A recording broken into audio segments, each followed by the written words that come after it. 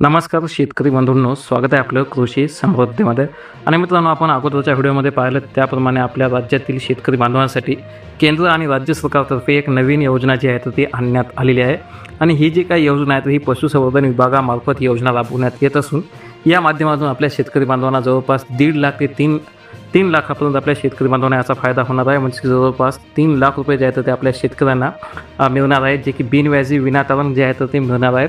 आणि याचा मुख्य उद्देश म्हणजे की आपल्या राज्यातील शेतकऱ्यांना जे पशुपालक असतील त्या पशुपालकांना आर्थिक बळकटी देण्यासाठी आपल्या राज्यातील राज्य सरकार आणि केंद्र सरकारमार्फत पशुसंवर्धन विभागाअंतर्गत पशुसंवर्धन किसान क्रेडिट कार्ड मोहीम राबवण्यात येत असून या योजनेतून जे आहे तर ते आपले जे काही पशुपालक यासाठी पात्र ठरतील तर त्यांना 3 लाख रुपयापर्यंत कर्ज सुविधा उपलब्ध होणार असल्याची माहिती अहिल्यानगरचे पशुसंवर्धन सहाय्यक आयुक्त डॉक्टर उमेश पाटील यांनी दिली आहे.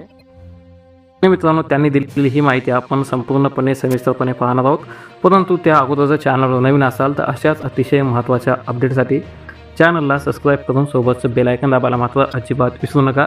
तर एक अत्यंत महत्त्वाची अपडेट आहे, कारण की आपल्या राज्याचे पशुसंवर्धन आयुक्त किरण पाटील यांचं जे काही मार्गदर्शन असणार आहे तर यांच्या मार्गदर्शनाखाली आपल्या अहिल्यानगर जिल्ह्यामध्ये ही मोहीम राबवली जाणार आहे. आणि त्यामध्ये अहिल्यानगर जिल्ह्यातील शेतकरी बांधवांसाठी आणि आपल्या राज्यातील इतर जिल्ह्यातीलही जे काही पशुपालन करणारे शेतकरी असतील, ज्यामध्ये शेळी मेंढी पालन करणारे असतील किंवा कुक्कुटपालन करणारे असतील किंवा वराह पालन करणारे शेतकरी असतील तर त्यांच्यासाठी सुद्धा ही अत्यंत महत्त्वाची अपडेट आहे. कारण की हे पशुपालन करणाऱ्या शेतकऱ्यांना जे पशुधन असते तर या पशुधनाच्या देखभालीसाठी त्यासोबत दैनंदिन खर्चासाठी आकर्षक व्याज सवलतीसह कर्ज दिले जाणार आहे.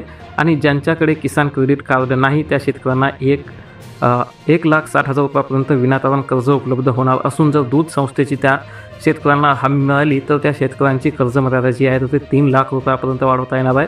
म्हणजेच की जे काही विनातारण आपल्याला 3 लाख रुपयापर्यंत कर्ज मिळणार आहे आणि यासाठी आपल्याला फक्त दूध संस्थेची हमी असणे गरजेचे आहे. आणि यासाठी जे काही व्याज आहे तर ते 9% असणार आहे, परंतु यामध्ये व्याज जे आहे तर आपल्या शेतकरी बांधवांना 1 रुपयाही भरायची गरज नाही. आणि ते का नाही हे आपण पाहणार आहोत, कारण की ज्या शेतकऱ्यांकडे पशुपालकाकडे आधीच किसान क्रेडिट आहे त्यांना मोफत मर्यादा वाढवून 3 लाख रुपयापर्यंत लाभ घेता येणार आहे. आणि याचं मूळ व्याज पाहिलं तुम्ही 9% असलं तरीसुद्धा जे आपले रेग्युलर म्हणजेच की जे कर्ज उचललेली तारीख आहे तर कर्ज उचलल्याच्या तारखेपासून 1 वर्षाच्या आत परतफेड करणाऱ्या म्हणजे की रेग्युलर नियमितपणे परतफेड करणाऱ्या शेतकऱ्यांना केंद्र शासनाकडून 3% आणि राज्य शासनाचा जो GR आला होता जो की 11 फेब्रुवारी 2025चा होता त्यानुसार 4% म्हणजेच की अगोदर आपल्या केंद्र शासनाचं 3% आणि राज्य शासनाचं 4% असं झालं 7%.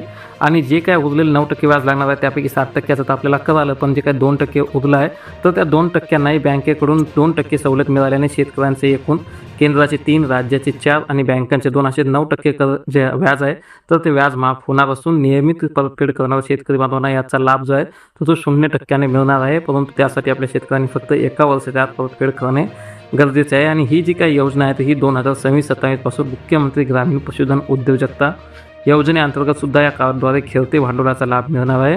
आणि राज्यातील 10 लाख पात्र पशुपालकांना या योजनेच्या कक्षेत आणण्याचं उद्दिष्ट या विभागानं ठेवलेलं आहे. आणि त्यामध्ये जे आहे ते दूध सोसायटी असेल, दूध संघ असेल किंवा दूध उत्पादक कंपनीचे सभासद असलेले व अद्याप योजनेचा लाभ न घेतलेले पशुपालक शेतकरी या मोहिमेसाठी पात्र ठरणार आहेत.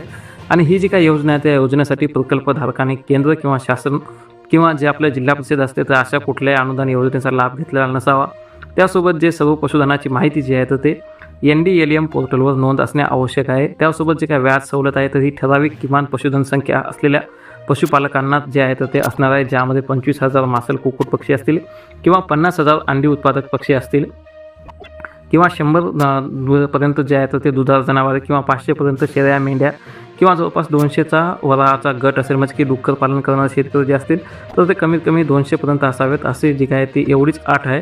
आणि एक अतिशय महत्त्वाची बाब जे की आपण अगोदर सांगितलं आहे, त्यामुळे जे काही घेतलेले कर्ज असेल त्या कर्जाची परतफेड कर्ज उचल केल्याच्या तारखेपासून 1 वर्षाच्या आत पूर्ण करणे आवश्यक आहे. म्हणजेच की 1 वर्षाच्या आत पूर्ण परतफेड जर केली तर आपल्याला 3 लाख रुपये जे आहे तर ते बिनव्याजी मिळणार आहे.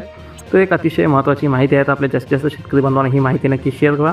त्यासोबत या योजनेचे अर्ज चालू झाल्यावर याचा अर्ज नेमका कसा करायचा, कुठे करायचा, यासाठी पात्रता, अटी, शर्ती, निकष काय राहणार आहेत हे आपण येणाऱ्या व्हिडिओमध्ये पाहणार आहोत. त्यामुळे जर चॅनलवर नवीन असाल तर ताबडतोब आता चॅनलला सबस्क्राईब करून सोबतचं बेल आयकॉन दाबायला अजिबात विसरू नका. आणि अहिल्यानगरचे पशुसंवर्धन सहाय्यक आयुक्त डॉक्टर उमेश पाटील यांनी दिलेली ही माहिती आपल्या सर्व शेतकरी बांधवांना नक्की शेअर करा. धन्यवाद.